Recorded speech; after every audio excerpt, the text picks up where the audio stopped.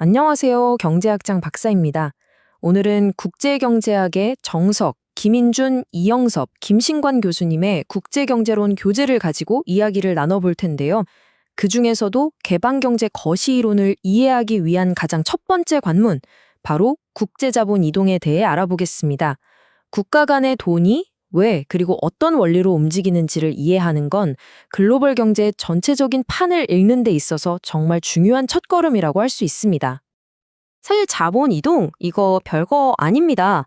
우리가 해외 주식 사는 거, 외국 기업이 우리나라에 투자하는 거, 이런 것들이 전부 자본 이동이거든요. 이렇게 거대한 돈의 흐름이 도대체 왜, 또 어떤 메커니즘으로 일어나는지 아는 게 바로 국제 경제학의 핵심 중 하나입니다. 네, 맞습니다. 자본은 말이죠. 정말 우리 몸의 혈액 같아요. 경제 시스템 구석구석을 돌면서 활력을 불어넣었거든요. 자, 그럼 이 거대한 흐름이 과연 어떤 원리로 움직이는지 지금부터 저와 함께 차근차근 파헤쳐 보시죠. 자, 그럼 가장 근본적인 질문부터 한번 시작해 볼까요? 투자자들은 왜 자기 돈을 굳이 다른 나라로 보내는 걸까요? 여기에는 아주 명확하고도 간단한 두 가지 이유가 있습니다. 여러분도 한번 생각해 보세요. 만약에 나한테 1억 원이 있다. 그럼 이 돈을 어디에 둘지 고민하시겠죠? 바로 그 고민의 핵심이 다음에 나옵니다. 그렇죠. 첫째는 아주 본능적이에요. 바로 더 높은 수익을 찾아서입니다. 단 0.1%라도 수익률이 더 높은 곳이 있다면 돈이 그쪽으로 쏠리는 건 너무나 당연한 이치죠. 그리고 둘째는요, 우리가 흔히 듣는 격언 있잖아요. 계란을 한 바구니에 담지 마라. 바로 위험을 나누기 위해서입니다. 여러 나라의 투자를 분산해 놓으면 한 나라 경제가 좀 휘청거려도 내 전체 자산은 비교적 안정적으로 지킬 수 있겠죠? 이 두 가지가 바로 거대한 국제자본 이동을 움직이는 핵심 엔진입니다. 자, 이제부터 조금 더 깊이 들어가 보겠습니다. 투자자들이 수익률을 비교할 때 단순히 각 나라의 이자율만 볼까요? 절대 아니죠.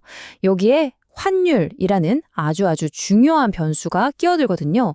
그리고 이 환율에 대한 기대, 즉 예상이 들어가는 순간 아주 흥미로운 이론이 등장합니다. 그게 바로 비보호 이자율 평가라는 겁니다. 용어가 조금 어렵게 들릴 수도 있는데 제가 쉽게 풀어서 설명해 드릴게요. 이건 뭐냐면요. 미래에 환율이 어떻게 변할지에 대한 예상까지 다 감안하고 나면 결국 우리나라에 투자했을 때의 기대 수익률이나 외국에 투자했을 때의 기대 수익률이 거의 같아진다는 이론이에요.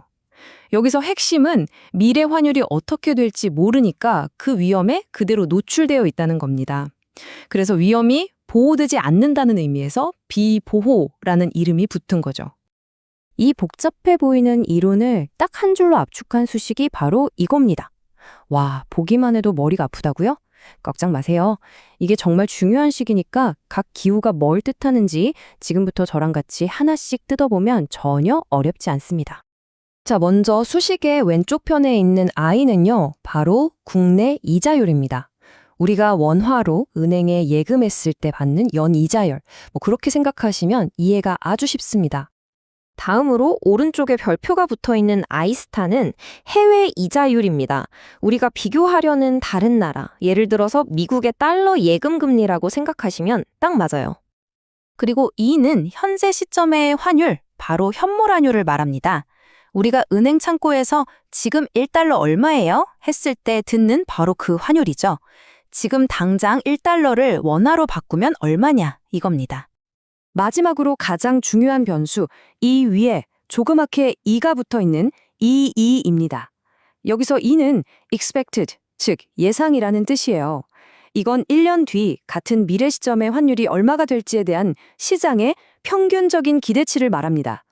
누구도 미래는 정확히 모르잖아요. 그래서 투자자들의 예측과 기대가 담겨있는 값이죠.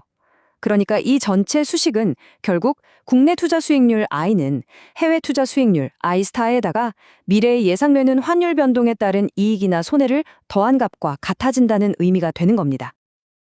자, 교과서에 나온 예시를 가지고 숫자를 직접 넣어 볼게요. 그래야 확 와닿거든요. 자, 우리나라 이자율이 9%, 미국 이자율이 6%라고 해봅시다. 지금 환율은 1달러에 1,200원인데 1년 뒤에는 1,260원으로 오를 것 같다고 다들 예상하고 있어요. 이럴 때 미국에 투자하면 기대 수익률이 얼마일까요? 일단 미국 이자 6%는 받겠죠. 거기에다가 환율이 1,200원에서 1,260원으로 오르면서 생기는 이익, 즉 환차익이 있습니다. 그 상승률을 계산해보면 1,260 빼기 1,200 나누기 1,200 해보면 정확히 5%가 나와요. 그럼 미국 이자 6% 더하기 예상 환차익 5%니까 총 기대 수익률은 11%가 되는 거죠. 우리나라 수익률 9%보다 2%나 높잖아요? 그럼 당연히 돈은 더 높은 수익을 찾아서 미국으로 흘러가게 되겠죠. 이게 바로 비보유 이자율 평가가 설명하는 자본 이동의 원리입니다. 그런데 말이죠. 방금 본 비보호 이론에는 좀 치명적인 약점이 하나 있어요. 미의 환율이라는 게 어디까지나 예상일 뿐이라는 거죠. 만약에 예상이 틀리면 큰 손해를 볼 수도 있잖아요. 그렇다면 투자자들이 이 환율 변동 위험을 싹 없애버릴 방법은 없을까요? 당연히 있습니다. 그게 바로 보호 이자율 평가입니다. 이름부터 딱 느낌이 오죠? 환율 변동 위험으로부터 내 투자를 보호해준다는 개념이에요. 아니, 어떻게 보호하냐고요? 선물한 계약이라는 걸 이용합니다. 이건 뭐냐면 미래의 특정 시점에 특정 환율로 달러를 팔기로 지금 미리 계약을 맺어두는 거예요. 이렇게 미래 환율을 현재 시점에 그냥 딱 고정시켜버리는 거죠. 자, 이게 바로 보호 이자율 평가 수식인데요. 아까 본 비보호 이자율 평가 수식이랑 거의 똑같이 생겼죠. 근데 결정적으로 다른 부분이 딱 하나 있습니다. 혹시 찾으셨나요? 네, 바로 이겁니다. 불확실한 예상 미래 환율 EE 대신에 현재 시점에서 계약으로 딱 정해진 선물 환율을 쓰는 거예요.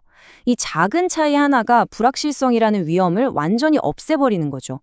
그래서 이 보호이자율 평가 조건에서는 국내 투자 수익률과 환율 위험이 제거된 해외 투자 수익률이 정확하게 똑같아집니다. 만약에 이게 달라지면 어떻게 될까요? 그냥 앉아서 아무런 위험 없이 돈을 버는 차익거래 기회가 생기는 거예요. 그럼 사람들이 가만히 있겠어요? 순식간에 몰려들어서 결국 두 수익률은 다시 같아지게 되는 거죠.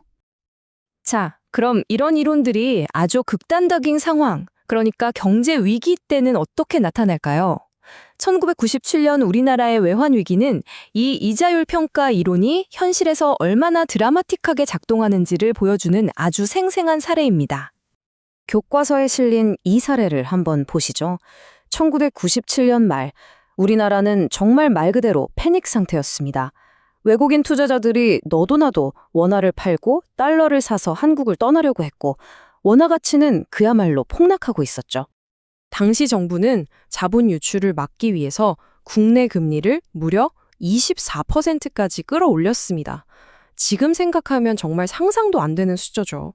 이론대로라면 이렇게 높은 금리를 주니까 외국 자본이 막 들어와야 정상이잖아요?